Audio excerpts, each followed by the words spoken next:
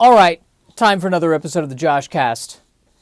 So I'm trying an experiment. I'm actually recording these on Sunday and then releasing them the following Monday and Thursday. Doing this in an effort to not fall behind and make sure that I release them every day on time, so the quality content that you have come to expect from this Jewish man will remain consistent. Also trying to not do this while I am driving. I think that is probably a hazard. Not going to do that anymore. I want to be able to focus 100% on what I am saying. I want to be able to focus 100% on what I have not prepared to say. What is the purpose of this podcast, you ask? Well, it's for me to just swim in the ocean of creativity for 20 minutes and see what kind of amazing, wonderful ideas I can pull from the ether that will amuse and delight you, and perhaps fashion them into more appropriate and more refined bits that would eventually go into a special or a 5-minute set that perhaps one day I will be able to perform on a late-night TV show. Assuming a civilization remains, we will find out, won't we? Yes, indeed, we will find out, my friends. I don't want to get political because A, I don't want to be killed, and B, I don't know what I'm talking about. Right there. I don't know what I'm talking about. That's why I don't get political. I think if more people said that, especially people who publish content on social media sites, the country would be a lot healthier. Why is everybody so afraid of the phrase, I don't know what I'm talking about? I embrace it. I don't know what I am talking about. I am an idiot. That is my disclaimer. I have a degree in theater. I know a little bit about Stanislavski. Beyond that, don't ask my opinion. I shouldn't be giving it.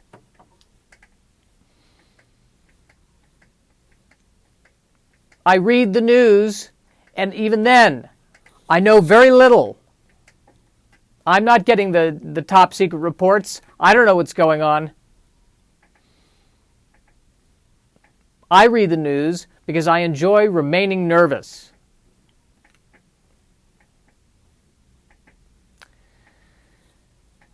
That felt good. It felt good to get that off my chest. What else is on my chest? I think that I'm really, really trying to focus on being honest. I love Highlander 2. I've watched that movie more times than I've watched... all right, you know what? I'll admit this. This is very shameful for me to admit this. I've watched Highlander 2 probably 20 times. I've never seen all of Schindler's List. That's the kind of person... that's the kind of contribution I'm going to supply to society. Highlander 2 is the most beautiful film I've ever seen in my life. Here's why. The premise of the original Highlander is that it takes place over the course of centuries. And there are these people who, for reasons unknown to them, they don't die. They're immortal. And they somehow know that they have to fight each other and kill each other. And the last immortal who is left will get, quote-unquote, the prize, which I believe is ultimate knowledge and the ability to die. And it was a good movie. It was a good action movie. And the running joke, the thing that people always talk about with the movie, is that Sean Connery, who's the mentor character, his name is Ramirez. He's a Spaniard, but he has a distinct Scottish accent. Didn't even worry about that. And that's fine. We don't care. We don't care because it's Sean Connery. We'll watch him do anything.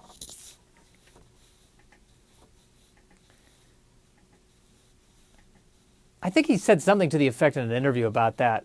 Why don't you do other accents? And I think his take was, or maybe this was about Red October, where he's playing a Russian, but he still has a Scottish accent. Well, they're all speaking Russian anyway.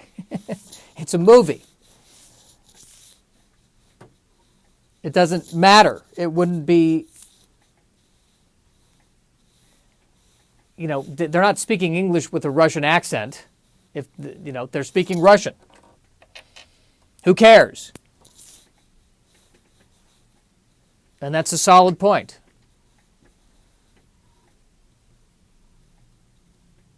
But at any velocity,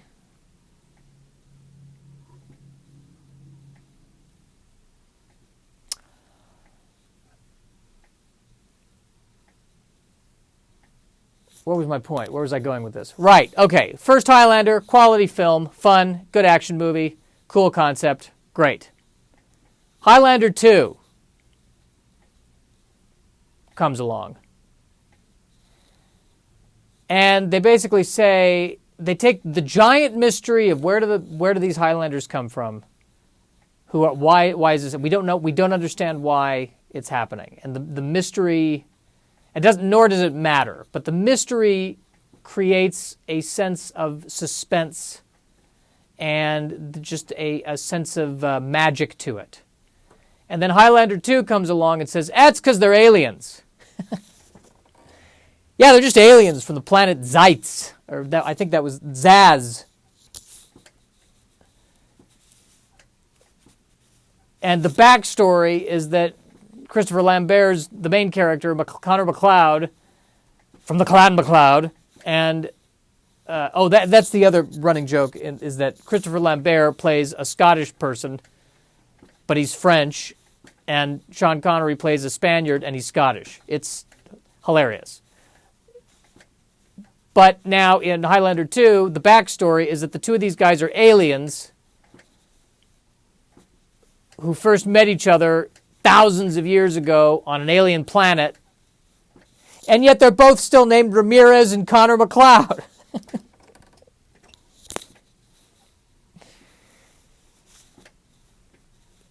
And so they're banished to Earth, and that's where the whole first movie takes place. And then the second movie takes place in a dystopian future, a.k.a. the present. One of my favorite aspects of the second movie was that what they establish is that all MacLeod has to do, because Sean Connery's character was killed in the first movie, so by the second movie he's already dead. But what they established at the beginning of the second movie is that all Connor MacLeod has to do to bring Sean Connery back is just shout his name loudly. So he screams, Ramirez! And then Sean Connery appears in Scotland, even though he's a Spaniard. And why wouldn't he appear right where Christopher Lambert is shouting him? Why does he appear in Scotland? It doesn't make any sense, and that's what I love about it. That's why this movie is a gem.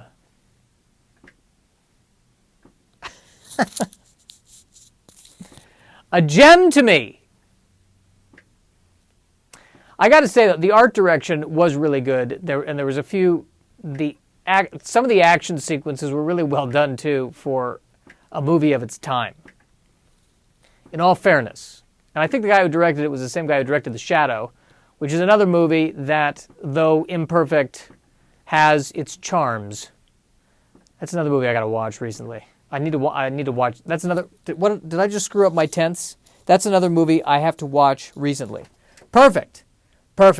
I'm degrading here. I am falling apart as we speak. But I cannot tell you enough how much I love Highlander 2. And I watched it. It just warms my heart to watch that movie. For those specific reasons.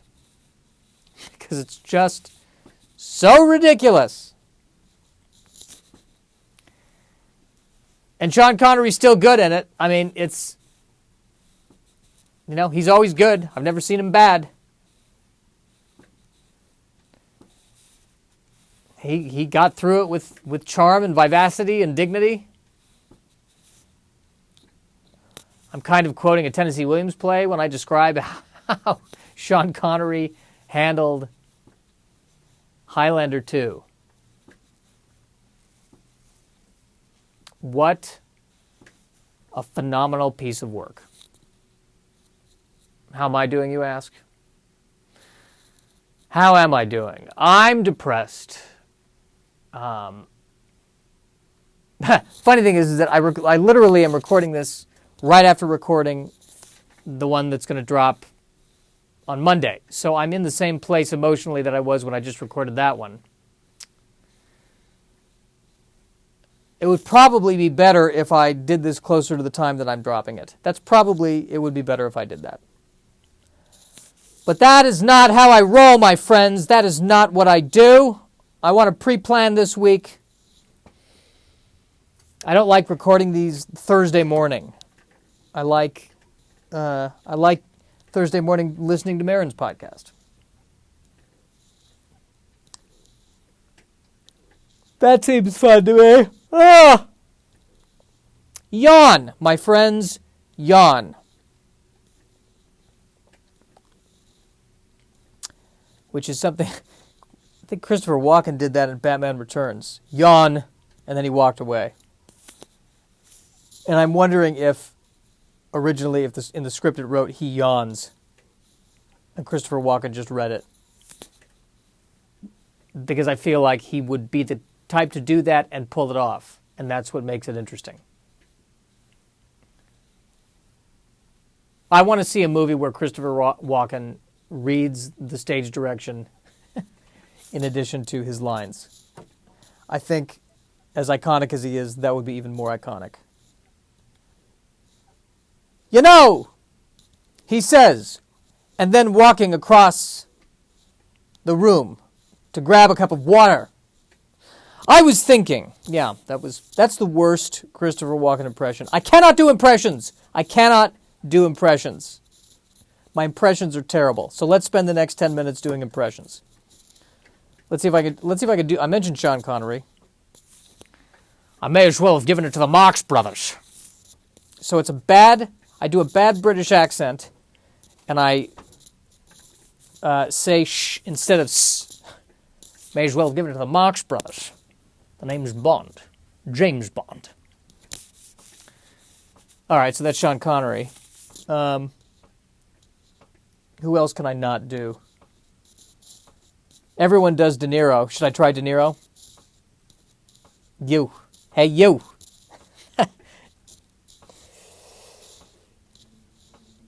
I'm opening up this casino. That's nowhere near Robert De Niro. That is nowhere near Robert De Niro. I've got this casino. I'm opening it up. That's not even close to Robert. That is as far away as you can get from Robert De Niro, what I just did right there. You cannot get any farther away from De Niro with that. I don't want to do impressions right now. No, I want to dive into how I'm feeling. Go a bit deeper. That's what we need to do. Go a bit deeper. Oh, I almost felt like I started to get into Bill Burr there. That's what I need to do. Get a bit deeper. Bad Bill Burr impression as well. Perfect. We're just racking them all up, aren't we? Racking them all up, aren't we, America? But I am depressed. Or rather, the depression is always there lurking. Or the tendency to get depressed is always there. And the only way, I think for me, the only way to get out of it is to be busy. To just keep busy. And if I'm depressed, it means I'm not keeping busy enough. I'm not busy enough. I need to make more work for myself. So I'm trying to figure out how to be a stand-up comedian in an era where it is literally death to do stand-up. It kills people. Doing stand-up can potentially lead to people dying. Insane that that's the world we live in. So the only conclusion I can reach is that I have to self-produce more stand-up shows. And if it's one thing, if I'm suffering from depression, you know what's a cure for depression? Self-producing a comedy show. That just puts a smile on my face. Hey, I know it's the end of the world, but I'm going to be funny in Zoom. Come check me out. But yeah, maybe that's what I ought to do. Maybe that is what I ought to do. Excuse me while I take a swig of water here. Trying to remain hydrated after I did my rigorous exercise of walking around the Burbank neighborhood for 2 miles while listening to the soundtrack to Portal 2. And I don't know what is more of a turn on, my pants or my taste in music. I saw a sign while I was walking that said, if you see a coyote, scare it off. And I'd like to write back, I'd like to put a sign next to it with a picture of me on the sign saying, that's what I have to work with. I'm not going to be scaring off coyotes. If anything, the coyote will look at me and go, wow, if this is a representation of the human race, we're going to own this planet in 6 months.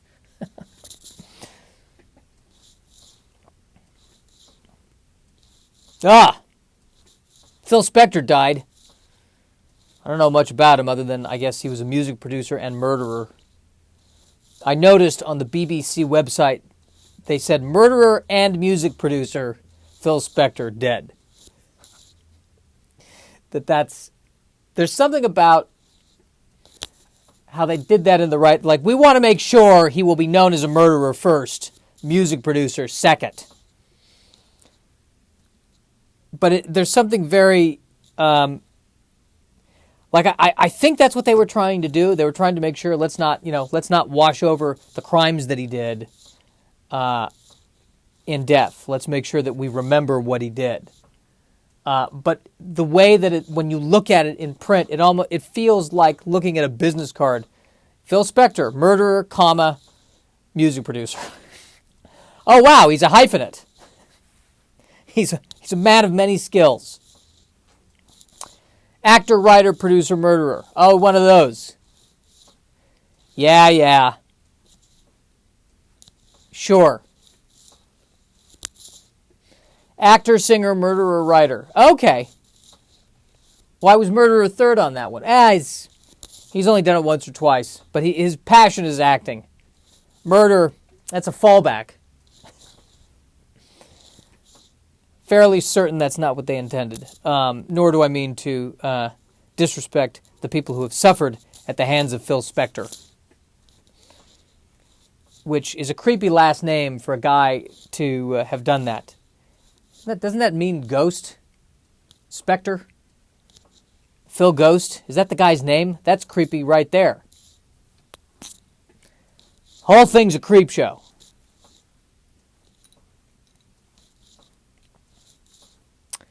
The whole thing is a damn creep show, as far as I'm concerned. This isn't a particular impression of anybody. This is a real bad accent. Real bad southern kind of, or country accent right here. It's kind of bad.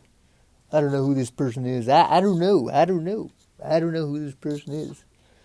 What kind of voice we're talking about here? I really don't know. It sounds like a guy who. It sounds like a guy who knows his canoes. Sounds like a guy who knows. Sounds like a guy who knows what kind of tackle you need to use when you're going fishing. That's what this gentleman sounds like. Jimmy. That's what this guy's name is. Jimmy. He owns a cabin. Up in Fort Collins. Likes to go there in the summers. I feel like that voice, at least inside my head, sounds like if Sam Elliott was somehow genetically spliced with Steve Urkel. That's what that voice sounds like. It should never be done again, as far as I'm concerned. Yeah, I like to just go. You know what? I'll tell you something. I got a thing for hopscotch, which is which is a strange thing for a guy like Jimmy, like me. My name is Jimmy. It's the same strange thing for me to admit, but I was a fan of hopscotch when I was growing up, and I still sometimes play it alone in the back of my property. Yeah, I don't know where that's going. I don't know where that's going.